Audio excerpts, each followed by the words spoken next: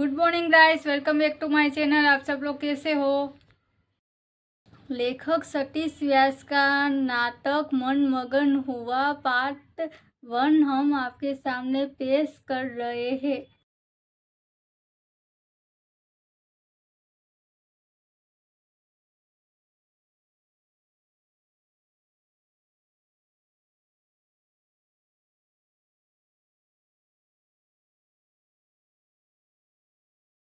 चुनरी में दाग कैसे लगा, चुनरी में दाग, चुनरी में दाग छुपाऊं कैसे, घर जाऊं कैसे लगा, चुनरी में दाग छुपाऊं कैसे लगा, चुनरी पूरी चुनरिया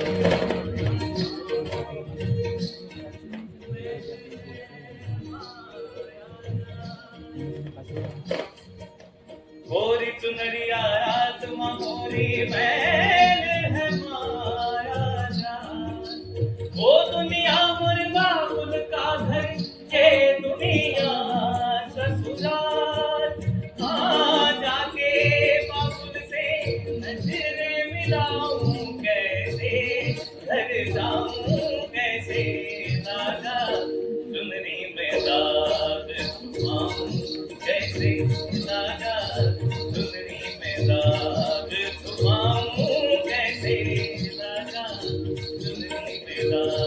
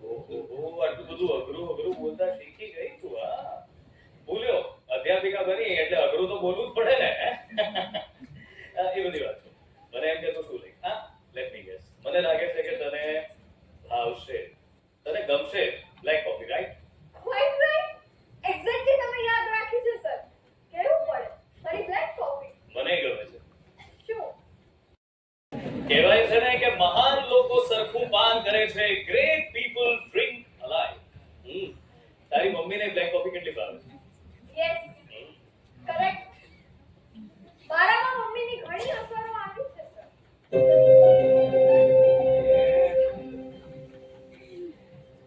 આ શું કરે છે તારી મમ્મી? મારી જેમ નિવૃત્ત થવા માંગતો અને હજુ ઘણી વાર છે. તમારા જેવા લોકો વળી નિવૃત્ત જ ક્યાં થાય છે સર? અને એ તો ખોવાઈ જ ગઈ છે પૂરે. એટલે ખોવાઈ ગઈ એટલે શું? એટલે સ્વજનોમાં. હા, આઈ મીન એને ગમતા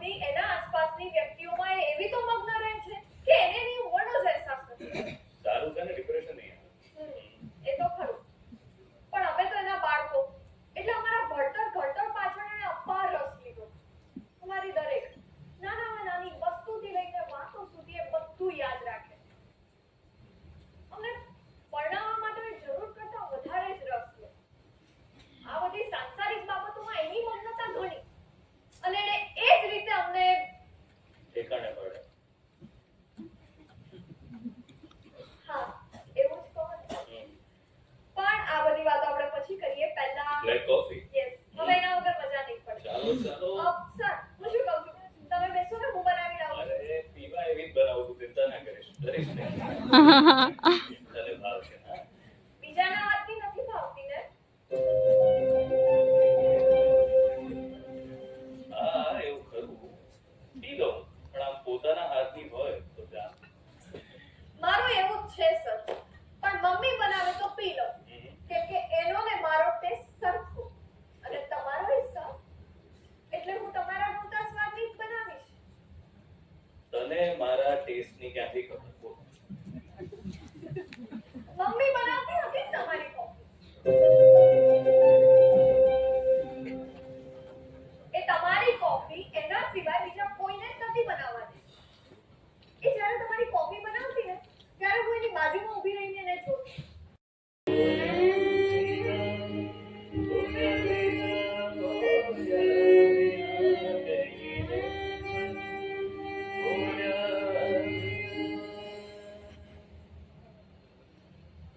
આ રહી સર તમારી કોફી. ઓહ, આભાર આભાર. એ મને એમ કે તે આમાં ખાંડ વાંડ તો નથી મને નાખી? ખ્યાલ છે સર, તમારે કોફી પીતા પીતા એક શુગર ક્યુબ મોઢામાં રાખવા જોઈએ છે. હા શાબાશ. ખરું ને? ખરું ખરું. મારે માત્ર 2, હા. પણ કપમાં. સરસ. ચાલો તે વખતે વાત યાદ રાખી છે તો મને આનંદ છે. હા? मेरे सुख अब तेरे तेरे ये दो नैना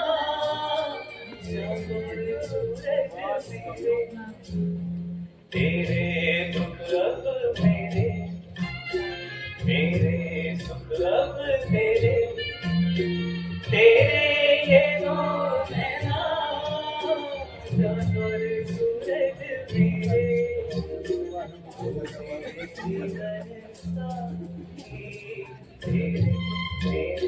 सपने अब एक रंग में हो जाना मिले जाए रानी संग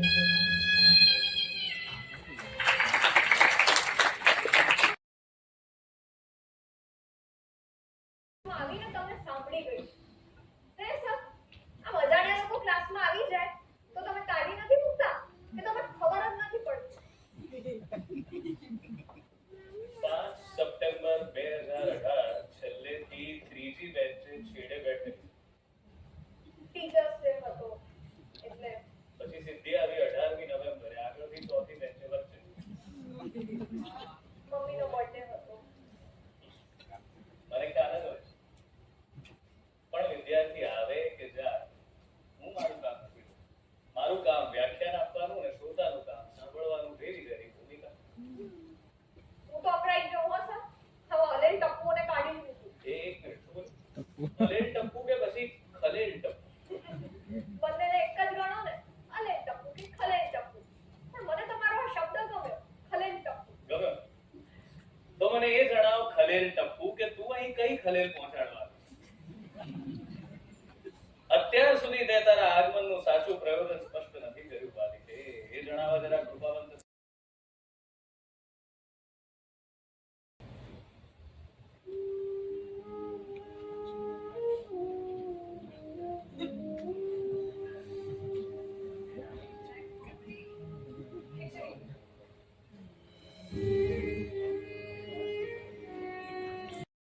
મોડું નથી થતું?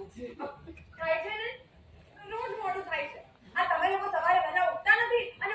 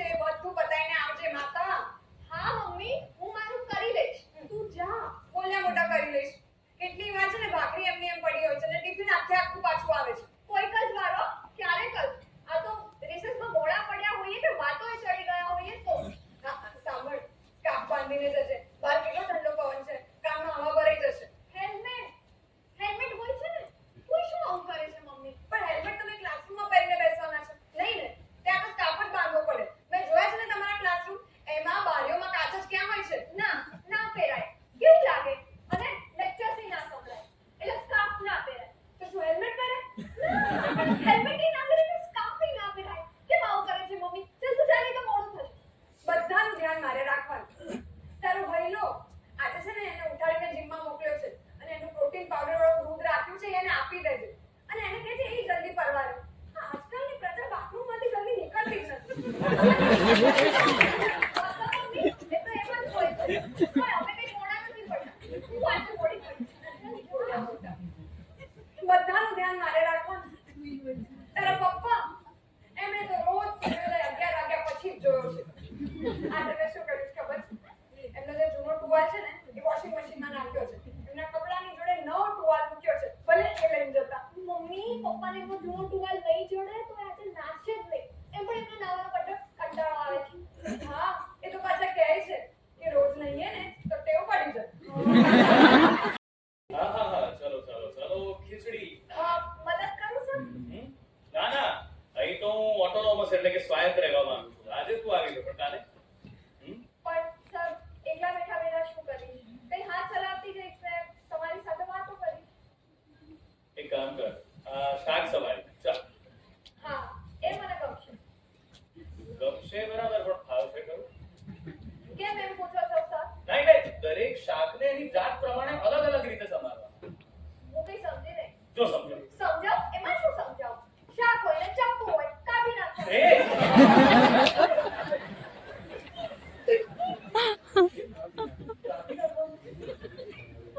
મેં કયો શબ્દ પ્રયોગ છું મારી કે યાદ કરો કયો શબ્દ પ્રયોગ છું મેં? સમાર. સમારવાનું, સુધારવાનું, એટલે તો કાપવું જ નહીં. ના કાપવા સામે મને ખાસો વાંધો છે. અરે સમારવું સુધારવું એટલે કાપવું નહીં. સમારવું સુધારવું એટલે તો મૂળ ના ગમે તેવા રૂપને સપ્રમાણ બનાવી નવો આકાર.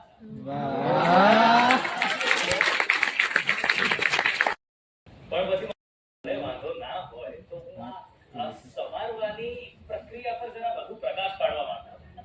હા હા સર, શું હતું સમારવાની ક્રિયાની પ્રક્રિયા? હા. જો સૌથી પહેલા તો છે ને, દરેક શાકનું એક અલગ ટેક્સચર એટલે કે ગુણ હોય છે. એને સમજ. એને અલગ અલગ રીતે કાપવા પડે. જેમ કે ગુવાર, હા, એને ઊભા ના કાપશો. હા, પરવળ એટલે ગોળ કાપો. પણ ભીંડા એને તો ઊભા અને ગોળ બંને રીતે કાપી શકાય. હે? અરે સર, આ બધી થોડી કાપવા પડવાનું. અરે મેં કહ્યું ને, પડવાનું નહીં, સજાવવા, શણગારવા. અરે દરેક શાકનો એક અલગ સ્પર્શ હોય. એ સ્પર્શ અનુભવવાનો, હા, એનું ટેક્સચર જોવાનું, એનો આનંદ માણવાનો. સર, આ બધું નવું આવ્યું? નવું નથી, છે તો જૂનું, પણ ક્યારે અનુભવ્યું જ નથી ને એટલે નવું લાગે. સર, હું શું કહું છું? એક ચપ્પુ આપો ને. થોડુંક હું સમારું, થોડુંક તમે સમારો અને સજાવી. આ વાત પર લે આ અંજારની છરી. અરે વાહ સર, આટલી સુંદર છરી, આની ભાત, આની પકડ, આ તો કેટલી સુંદર છે. આટલી સરસ છરીને શાક પર કેવી રીતે ચલાવાય? મને તો આના હાથમાં જ પકડી રાખવાનું મન થાય છે. અત્યાર સુધી હું એવું સમજતો હતો કે હું તને કંઈક સમજાવી રહ્યો છું, પણ મને એવું લાગે છે કે તું મને કંઈક બીજું જ સમજાવવા પડે. એ છરી મૂકીને આવ. પહેલા તારા આગમનનું પ્રયોજન પૂર્ણ કર, જણાવ. આવ, બેસ. બેસ, હું સાંભળું, બેસ. મને જણાવ. પ્રકલ્પ લઈને આવી છું. શૈક્ષણિક એટલે કે એકેડેમિક નહીં, પણ સાવ અંગત, પર્સનલ. મારી નકલ કરે. કેટલી વાર સાંભળ્યા છે સર તમને? ગમ્યા છો એટલે અસર છે તમારી. નકલ નથી આ, અસર. મારામાં ને મારી મમ્મીમાં.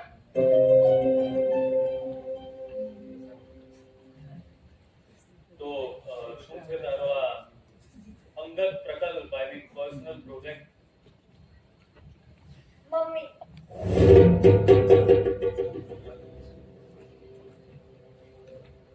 કંઈ સમજો નહીં. અમે નહોતા જ સમજ્યા. હા સર, અમે મમ્મીને નહોતા જ સમજ્યા. એણે જે મારા પરિવાર માટે, મારા દાદા દાદી, નાના નાની માટે જે કંઈ કર્યું એ કંઈ ભૂલાયું નથી. એણે એની જાત ઘસી નાખી અમારા બધા પાછળ.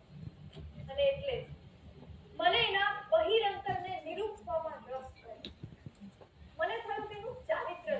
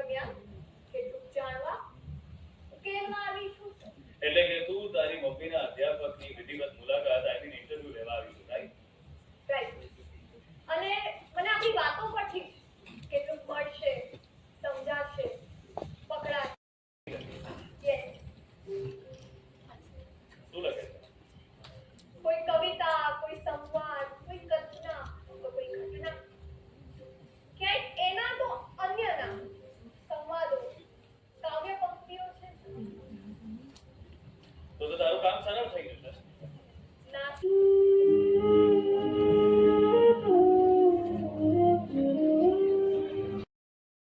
तो गाइस वीडियो आपको अच्छी लगी हो तो लाइक करो, शेयर करो और वीडियो को सब्सक्राइब करो।